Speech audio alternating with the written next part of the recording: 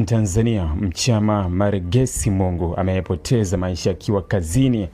katika meli ya kuvuta iitwayo Volans kufuatia tukio la shambulio la bomu lililotokea katika mlango wa bahari Hormuz, eneo ambalo linaendelea kuwa kitovu cha mvutano wa kijeshi na kisiasa kati ya mataifa ya Ghuba.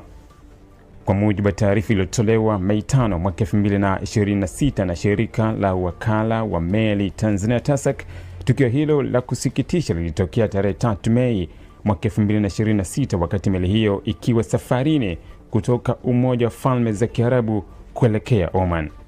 Meli hiyo ambayo ilikuwa imebeba bendera ya UAE ilishambuliwa kwa bomu wakati ikivuka katikati ya njia nyeti ya kimataifa ya usafirishaji wa majini ya mlango wa bahari Hormuz, eneo ambalo linapitisha sehemu kubwa ya mafuta ya dunia na ambalo limekuwa likishuhudia matukio ya mara kwa mara ya mashambulizi katika kipindi cha